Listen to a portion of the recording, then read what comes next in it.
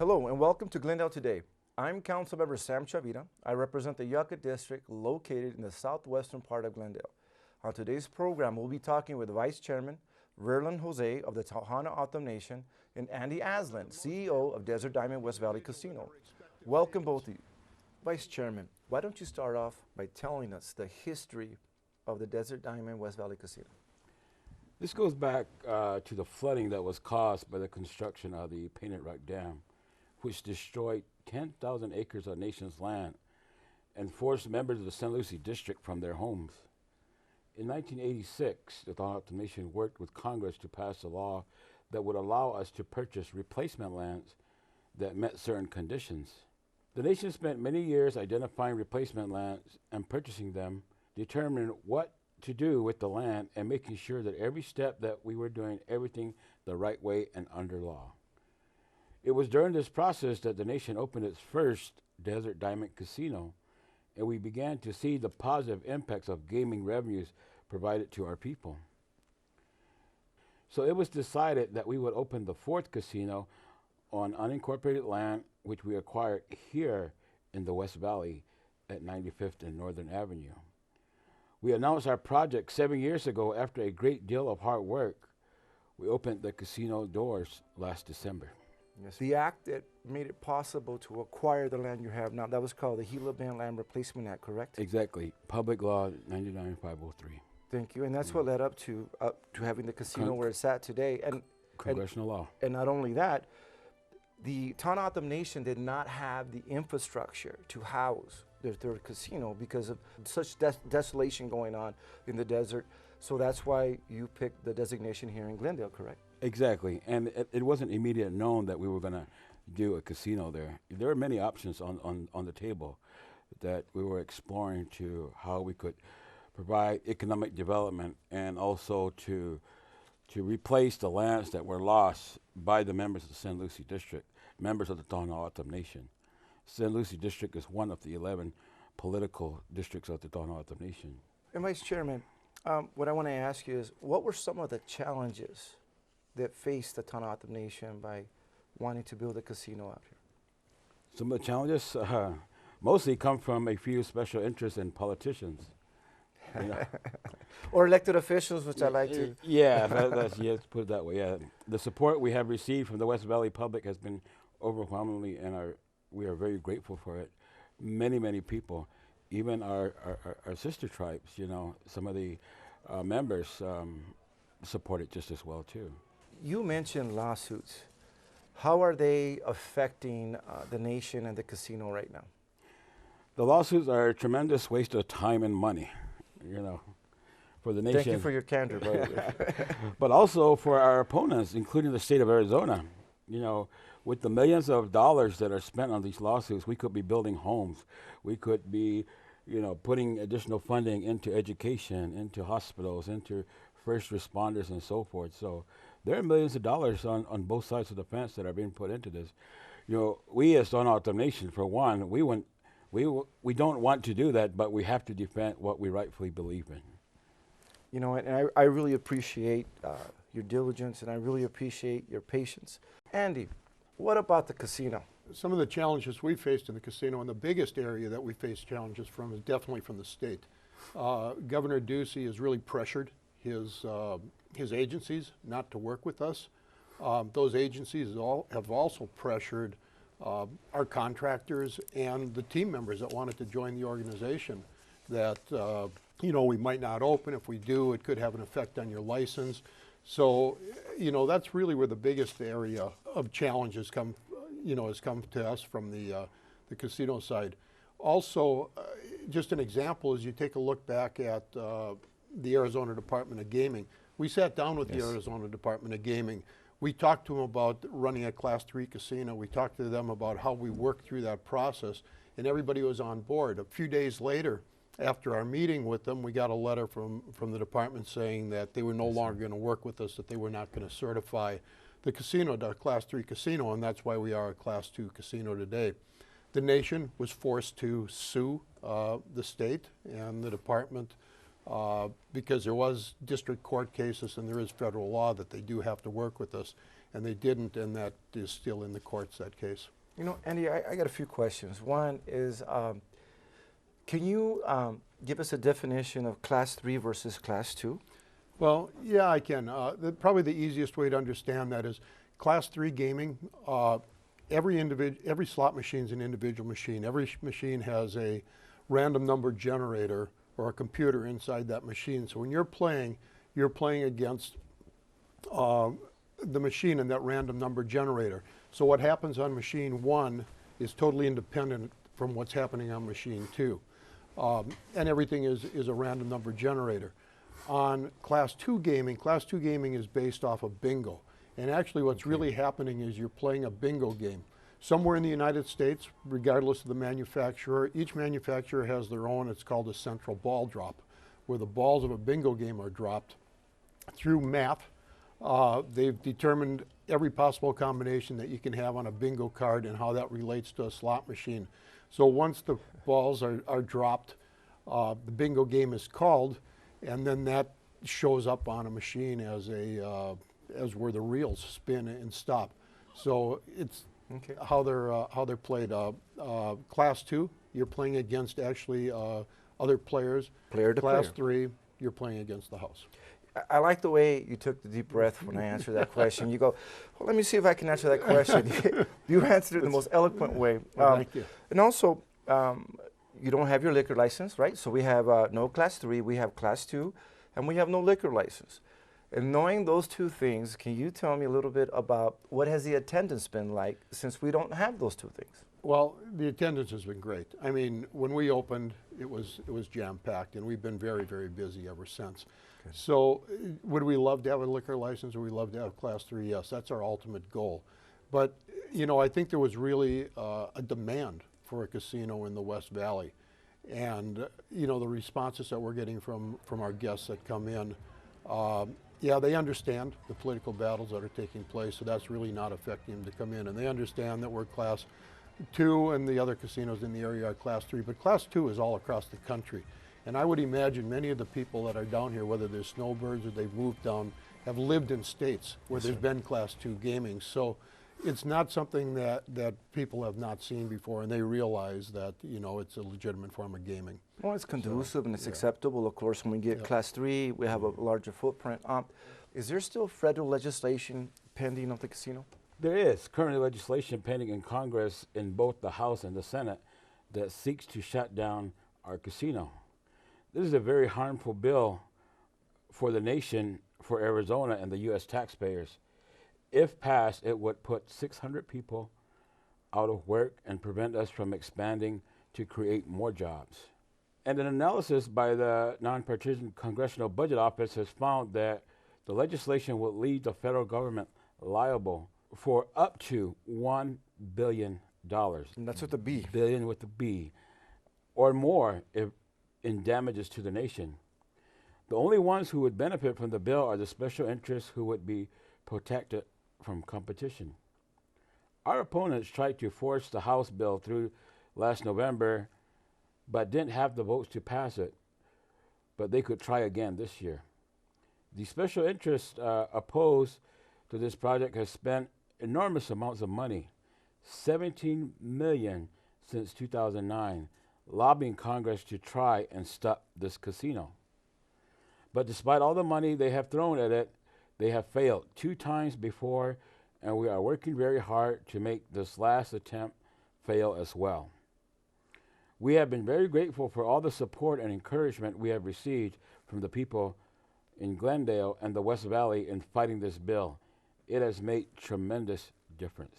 Andy, I'm going to give you the biggest softball in the All world. right. What are some of the successes up to this point?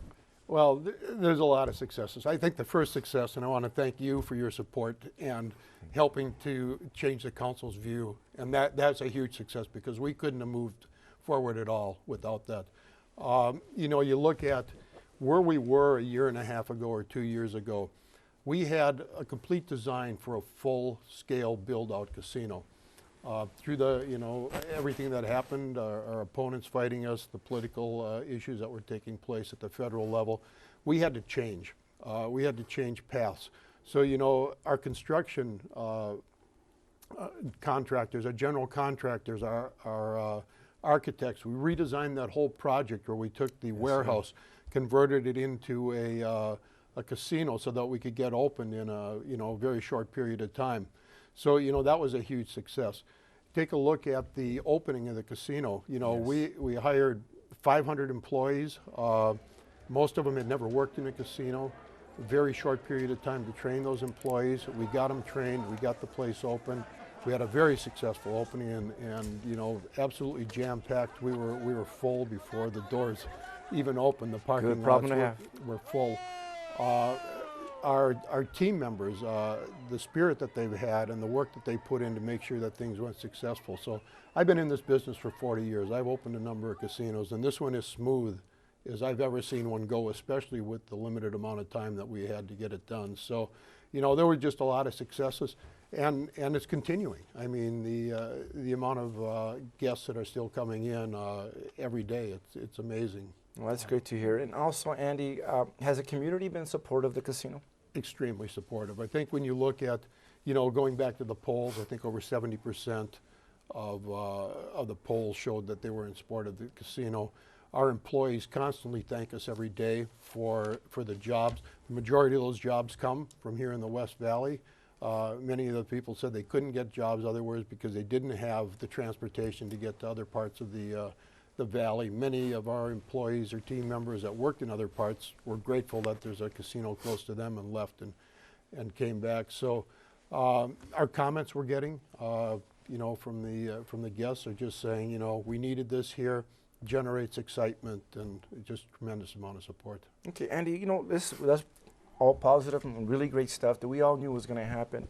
Let's touch on something a little negative. One of the things that were mentioned prior to the casino coming in was the increase in crime. And how I want to preface this is that I spoke to our police department and asked them if there's been an increase in crime since the day the casino doors opened. And they told me there has been no significant increase since the day the doors open. Can you piggyback on that? That doesn't surprise me. I've heard this over 40 years. Every time I was any place at a casino open, that was one thing that was always said, was that the crime's going to increase, the crime's going to increase. It's never happened any place that I've been, and I didn't expect it to happen here. So really I know it's an issue that's brought up by opponents all the time that are fighting casinos, but I think when you've been around it for a long time, you realize that it's just not the case. And like I said, it doesn't surprise me that there hasn't been. Well, it doesn't surprise me either, but it's great to hear. We really appreciate the ongoing partnership with the Tohono O'odham Nation and the Desert Diamond West Valley Casino over the years. Vice Chairman, can you tell our viewers something about the community programs and the partnerships that we're going to be involved in? Well, the Tohono O'odham Nation in general has always been a communal people. We've always opened our arms to many visitors. And the Tohono O'odham Nation Desert Diamond Casino West Valley is about giving back to the people, giving back to many programs that are out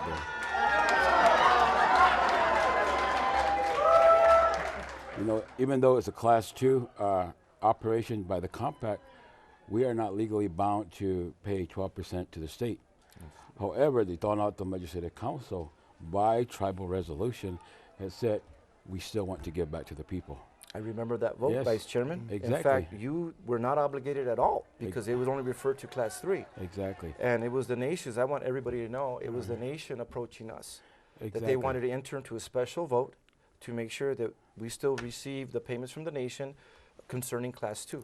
Not only are they going to give back to the municipalities and counties and so forth around, throughout the state and the West Valley, also to Glendale. Absolutely. So there are, it's a win-win situation all the way around, Our opponents will tell you a bunch of different things, but, it's no different than the casinos that they're operating in their area as well, too. Well, the doors are open. Yeah, and so we will be giving back to the communities, and it's just a part of who we are as Tohono O'odham. We've always been hospitable people. Even from the first European contact, we've never fought. We always open our doors. And so since time immemorial, it's always about, giving back. Andy, there's been some ongoing development since you opened December. Can you talk a little bit about how you plan to expand and any anticipated future plans at this time? Well, right now we don't have a timeline of how we want to expand. Our ultimate goal is to have Class 3 gaming, have a liquor license, have restaurants, have a hotel, have the full built-out casino resort, Four Diamond Casino Resort. You know, with the legislation, the federal legislation, and our opponents still trying to stop us from doing that, it's really hard to put a timeline together as to when that'll happen. But, you know, as soon as we can move forward, we will. We are in the interim casino. Our next phases would be, you know, building out the other portions of the casino. And but to do that, we definitely need to have table games and some of the Class 3 gaming that goes along with that. So the quicker that can get settled and we can move forward, we'll be ready. We're already working on plans, on pre-construction plans, and what it would take for us to move forward. But a lot's just going to depend on what happens in the legal cases and on the federal and state level. And Andy, and just a quick few words, because we're going to wind up here. This is phase 1, of course. Yes. How many phases are there to go, and in what time frame? Had we been able to start from the beginning, it would have taken us about 18 months to have the full scale built out, and then it would have taken us about another year. So about 2.5 years to build from, you know, from the warehouse all the way through the full scale with the parking lots and everything, and a hotel tower. We would have had the first part done in about 18 months and then about another year to complete that. So I'm assuming the timeline will be very close to the same once we have the ability to move forward again. Well, I expect the same commitment to get here to keep going. So thank you, Vice Chairman Jose. Thank you, Andy, for informing our viewers on the West Valley Casino's history and impact in Glendale. Thank you, gentlemen. Thank you for having us. You know, we're always open about if there's any other questions or any information, don't hesitate to contact us. Well, when we return, we will further discuss with Vice Chairman Jose and Andy Asselin the community impact in Glendale.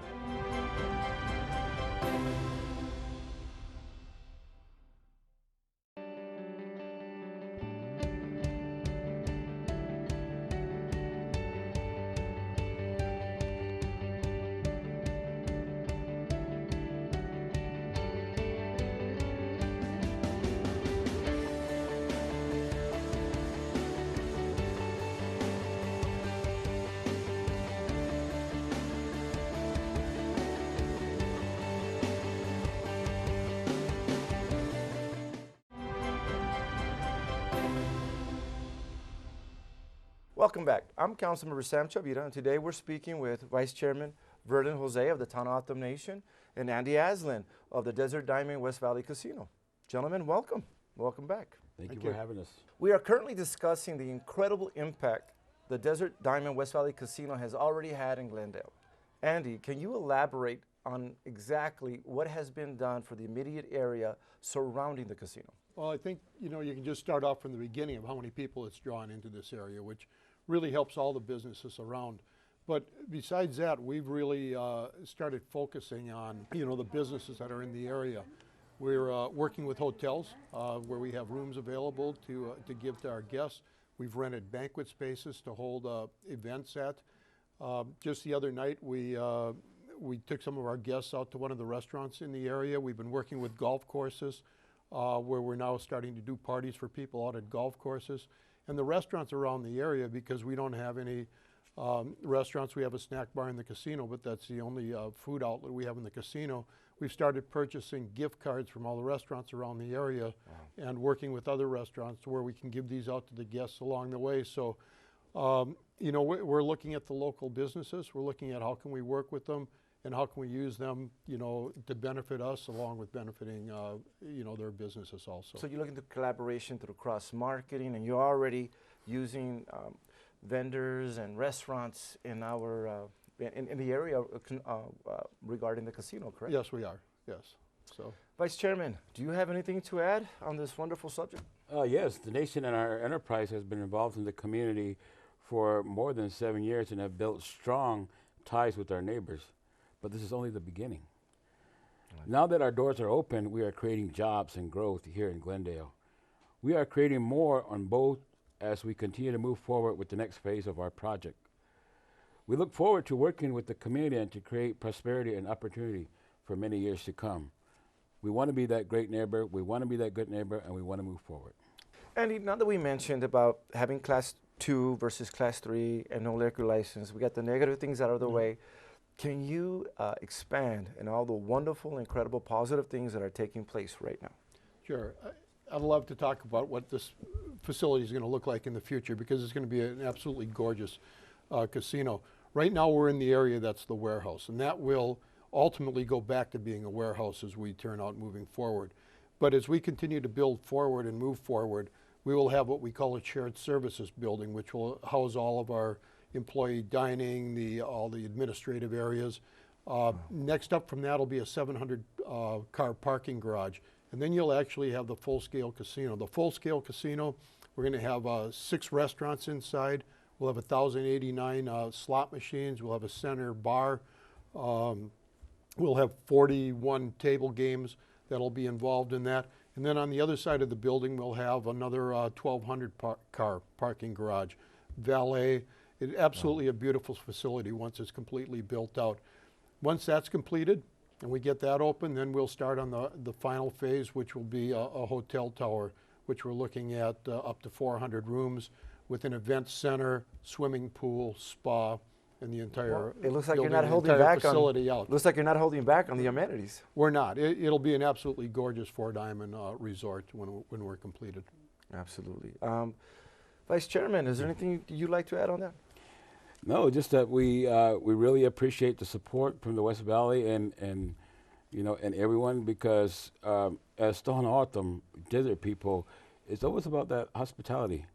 And as Andy mentioned, we're going to build that 4-diamond hotel, casino, and resort. And our casino is your casino, so we got to do the best job. Right now, we're in what is the warehouse, one of the most fanciest warehouse in the state of Arizona. So come on over and join us. Thank you so much for that, Vice Chairman. Well, I want to thank both of you for being here today and sharing with our viewers all the great things taking place with the Tohono O'odham Nation and the Desert Diamond West Valley Resort Casino. Gentlemen, is there anything that you'd like to add? I'd like to just say to the people of Glendale and surrounding communities, thank you again for your support. It's all about unity. It's all about working together. And as I mentioned before, it is a win-win situation. This casino will impact many, many lives, directly and indirectly. So let's do this.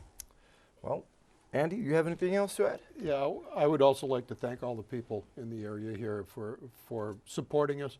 I'd like to thank all of our team members, because they really have worked hard to help us get this open, and just really looking forward to working with the businesses around the area so we all benefit from the casino moving into the area. Well, on those very beautiful, very positive notes, and a long time coming, I want to thank both of you. Also, I hope you enjoyed learning about the Tohono O'odham Nation and the Desert Diamond West Valley Resort Casino and its impact on Glendale's economy. To find out more information, you can visit the websites listed on the screen. Thank you for watching, and I'll see you next time on Glendale Today.